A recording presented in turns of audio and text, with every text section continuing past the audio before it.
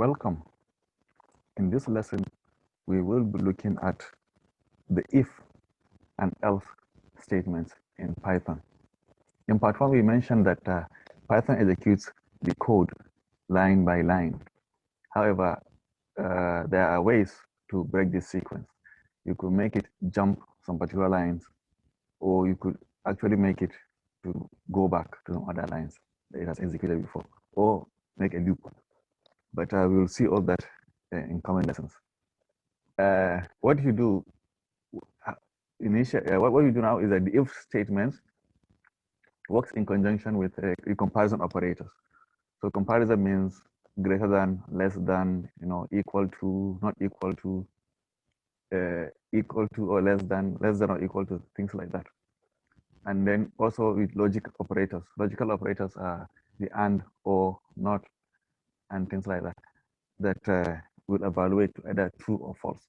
So depending on whether it is true or whether it is false, the code will execute. So, but it's just like what we do day to day.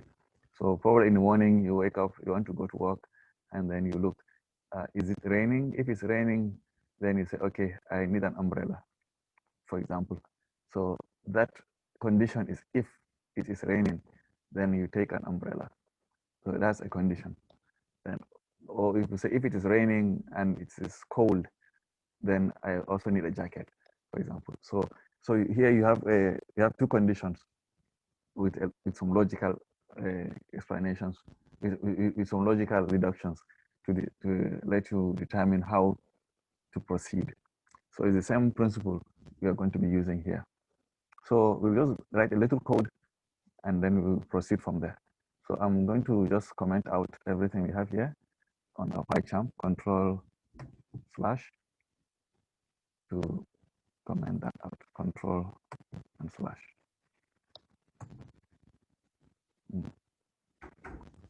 So it's not, so I'll just comment out from here, control and slash. So let's have a little code that we'll use. So for example, let's say x is equal to 5. If you go to the blog, you'll see some of these exercises there already. So x is equal to 5. So the condition we are going to have now, let's use a comparison condition. So if x is greater than, so this is the sign for greater than 0, colon. So it's very important to add the colon there. Without it, you get error messages. So if you press enter, you see it has indented. There's an indent here. So PyCharm does that for you automatically. Wing01, Wing101, and some other might not do that for you. So you have to do it manually.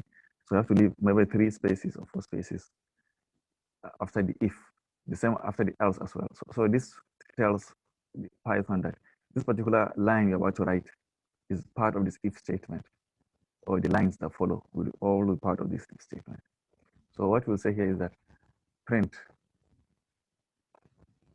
So I'll just print x is positive.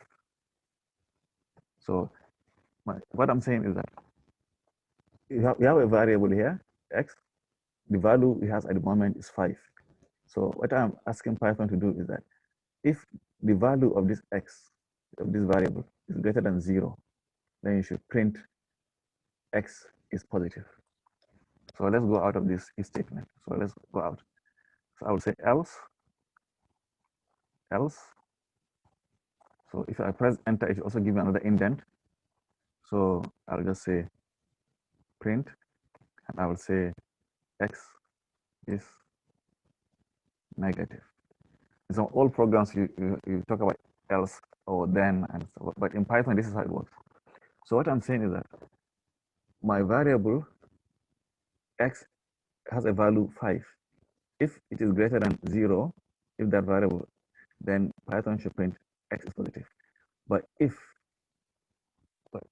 else, if it should print x is negative. So if it is not greater than 0, then print x is negative. So, but you don't need to write all that. Just these few lines will do. If it is this, do this. If not, else do this. So let's see what happens when we run the program. If you run it now, so you see what it has printed here? X is positive because our X is greater than 0. If we change this and let's put a minus, so we have -5 now. And if you run this, what happens? So X is negative. So when we run the program the first time, it executed this first part, the if part of the code, and the else part of the code was not executed. And when we run it this second time with a negative number, the if part of the code was not executed, but the else part of the code is executed. So that is how you have our if and else statement. So what happens is that when we run it the first time, it looked at the code and said, if x is greater than 0, is x greater than 0? That is true.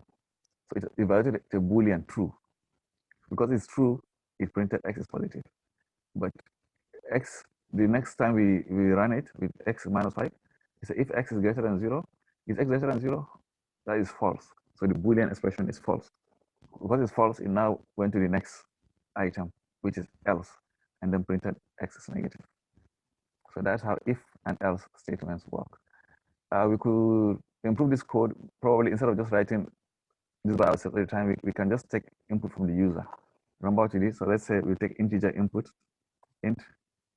If you remember how we take input, then maybe we'll say, please enter a number, the space, and then that's it. So it will prompt the user to enter. So if you run it now, it will prompt us to enter our, so please enter a number. So let's say 9, sorry, I should enter in here, 9. So 9 is positive. Let's run it again. Please enter a number. Let's say -1. If you run it again, enter, x is negative. So it works. So you can take input from the user and provide whether it is a positive number or a negative number. That's how our code works. So next, let me introduce something called the elif. Elif. Elif means else if. So here we have only two conditions. If it is greater than 0, do this. If not, do this other value. What if you have more than one condition? So let's say I want to add 0. What if our x is a 0? So you could have this elif statement. Elif means else if. So you can have as many elif as possible as required in your program. So elif, so you could say elif x equal 0. So you see the double equal sign is the equal. What equal sign is? A single equal sign means assignment, but double equal sign means actually x is actually equal to 0. Then if elif x is equal to 0, you indent it again, print x is 0. All right. So let's run the code again and see what happens. So please enter a number. So let's enter a 0 and see what it gives us. X is 0. So the if part of the code was not executed. The else part of the code was not executed. Just the elif part was executed. So when it checked, the if part was false. So it skipped that part and then came to the elif part. The elif part was true. Then it now executed that. So there was no need to execute the else part. So if we run it again, let's say we put a -1 or -2. -2. So it tells us that x is negative because the if part here was false because when it tested the condition, it was false. So then it tested the elif, it was false as well. Then the else was correct. So that's why it printed x is negative. So we could do so many other things with this. We can change it. We could make this maybe less than. So there's many operators you can use. Less than, greater than or equal to. I think that's how it's written. Or equal to, greater than or equal to, equal, and the rest. So these are all options that are open to you to use. You could also use a you could use one of the logical statements as well. So we want to know if x is greater than 0, for example, or x is equal to 0, then execute a particular. Uh, so we'll say here, if x is greater than 0 or x equal to 0. So we have combined these values here.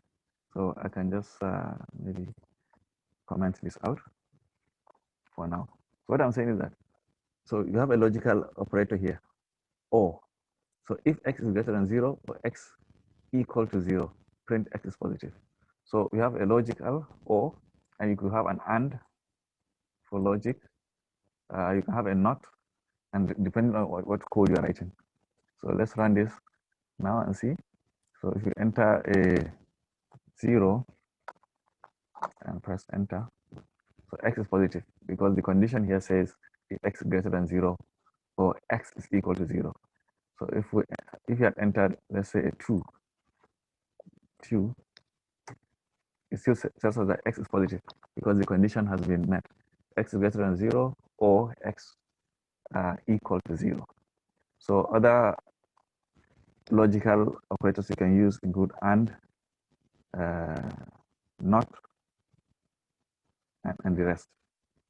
So you could try on your own, maybe doing different codes and with different combinations of the comparison operators, the greater than, less than, equal to, less than or equal to, less than or equal to, and then using the logical operators as well, the and, the or, the not, for example, and see what happens. So, but the most important thing to realize is that when you type the if statement, after the if statement, the whole line for the if, there has to be a colon here.